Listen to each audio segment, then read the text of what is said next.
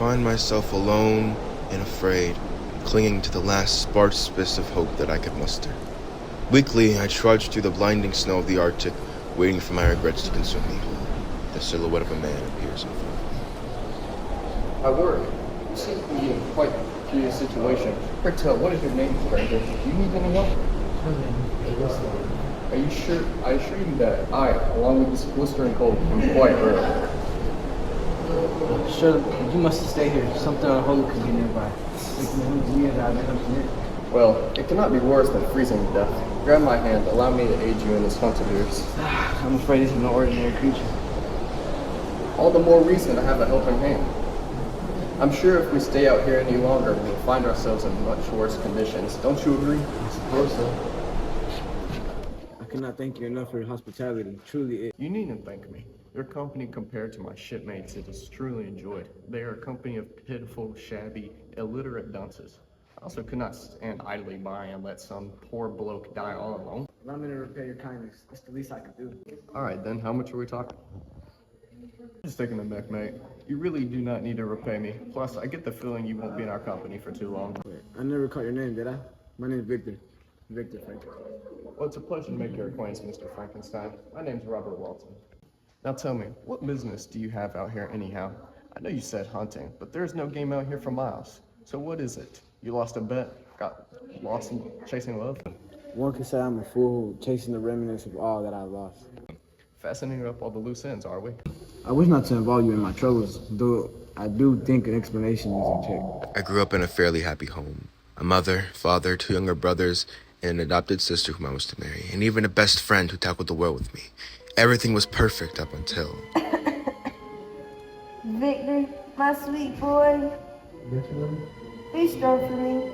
Ensure that you dedicate yourself to your studies and passions. You are so intelligent, so talented. Please do not regret other ways.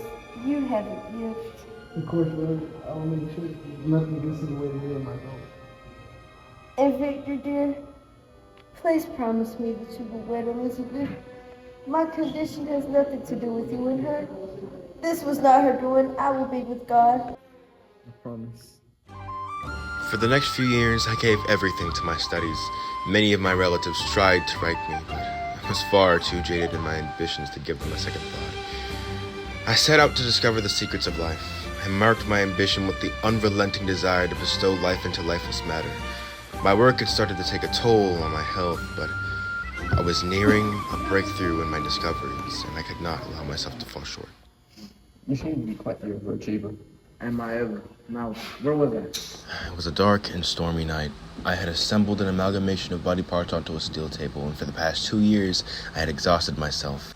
As I fired up the machine, violent arcs of electricity surged everywhere in the room, breaking everything everywhere. I had been violently knocked to the floor and knocked unconscious. When I eventually came to, I was face to face with my creation, a giant of ungodly power looming over me as I lay defenseless against it in its entirety. Surely you just, that's simply impossible. I wish I were, Robert. I wish I were. So you mean to tell me you brought a man back to life? Honestly, I thought you were crazy when I first laid eyes on you, but this, pure madness. Just allow me to finish the story. I beg of you. As I lay staring into the cold eyes of my creation, I do not feel satisfaction, I do not feel accomplishment, nor do I feel happy. I am utterly petrified. But charading as a god, gallivanting as something I'm not, but I was a foolish, foolish man. I tried to escape to the door of my laboratory, but I fainted out of fear. I awoke to Henry at my bedside. Henry? What are you doing here? Where did that ungodly creature go? I haven't a clue what you mean, though. I would say you haven't most certainly overworked yourself. You are sick, Victor. If I had gone to your aid after all of the commotion coming from your laboratory, I would surely be quite the odd friend. Would I not? You need to rest. Henry was an amiable soul, far more empathetic than I knew how to care for during our experiences together. He provided me with proper treatment and attention until I had recovered, and even stored a letter from Elizabeth for me during my illness. Read this while you gain your vitality. I'm sure you would be pleased to read it. My dear Elizabeth. It is good to see you, Justine. It is in high spirits despite all that has happened. My brothers are doing wonderfully as well. Ernest is a farmer and William has just turned 5. I shall write at once. Post haste, and relieve her of all her anxieties. Do not be too hasty, you little short fool. Can you even hold a pen? I could not. As Henry left my side, I anxiously kept my guard up for the monster, if it ever came back. So far, as unrealistic as some parts may be, this story doesn't seem so bad. Might I remind you, all this is quite real and would explain the circumstances under which we met. If I am to believe you brought a man back to life, then surely I've lost the plot. What do you know of loss? Relax, I was only getting a rise out of you. Everything went down from there. I returned home to Geneva. I took a boat south of the city to Plain Pellice. When I got back home, my father had told me that both of my brothers had been murdered. I beg your pardon. I did not know the weight you carried was so extreme. My arrival to the scene of the crime, a terrific storm rolled in. Countless flashes of lightning illuminated the scene. And amongst one of these flashes, there it was.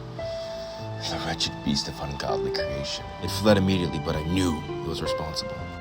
The deaths don't stop there. Justine, our family's housemaid, had confessed to the murders. I confronted her about her confession, and she admitted it was a lie, but I could not tell anyone of my knowledge.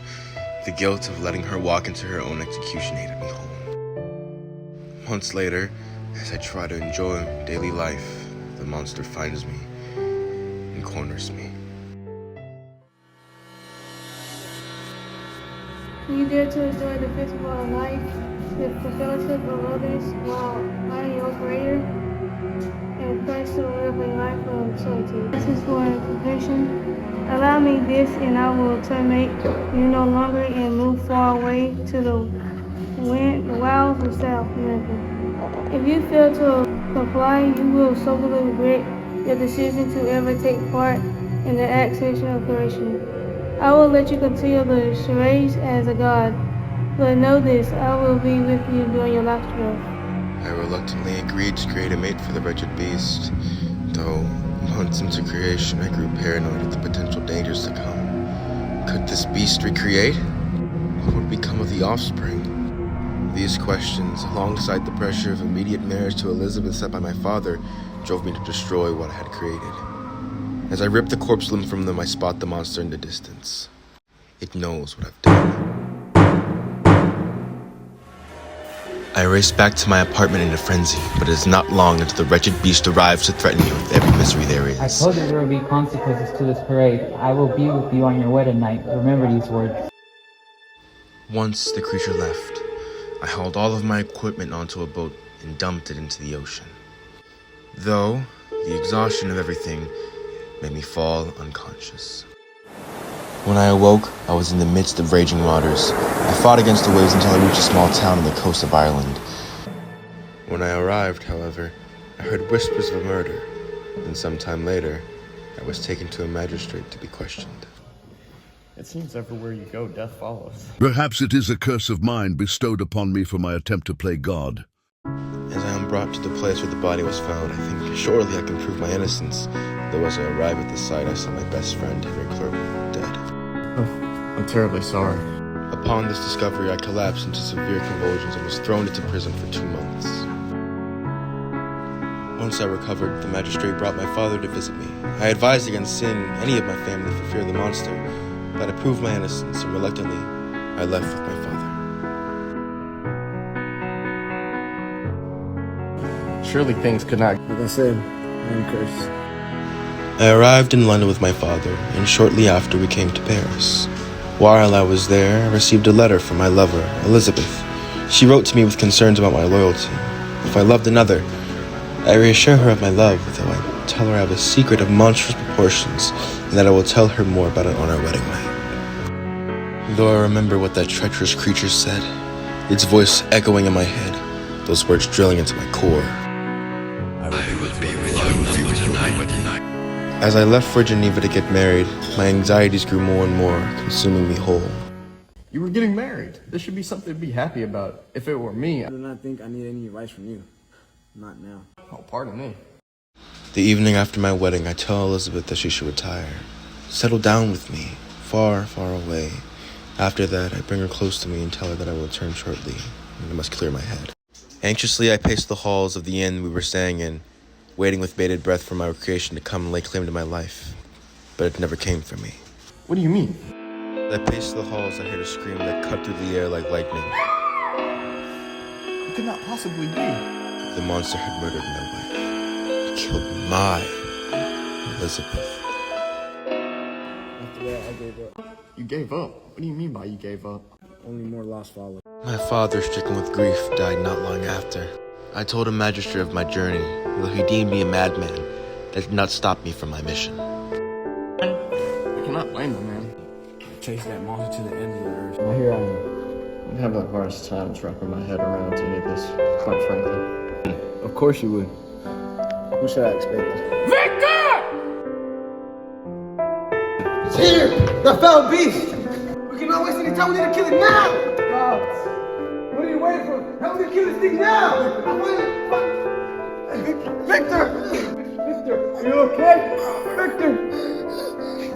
Victor! Victor, stay with me. Hold on to the light. Do not follow. Do not follow. Curses!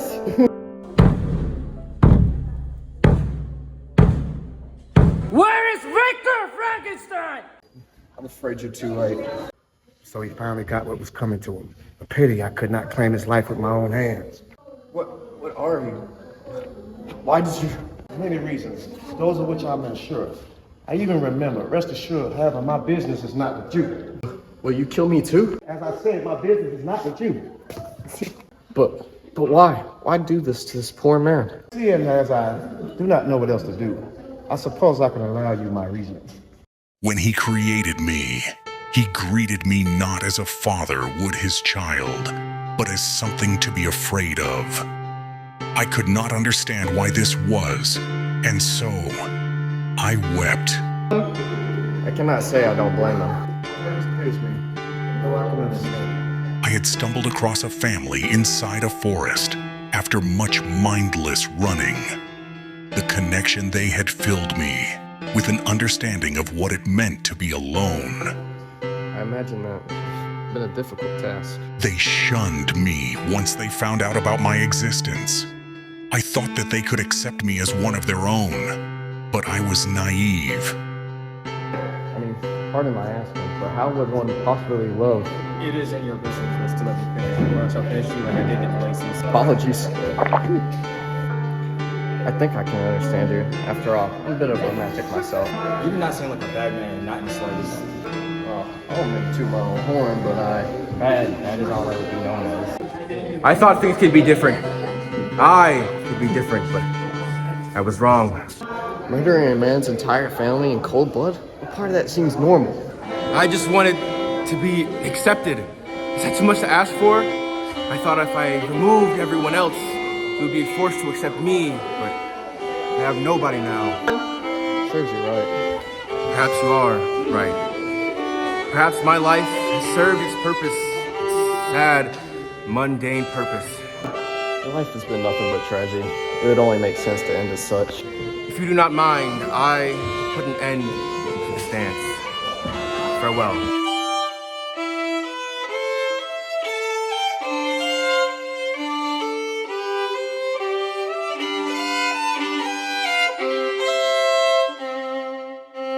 My sister will have a hard time believing this.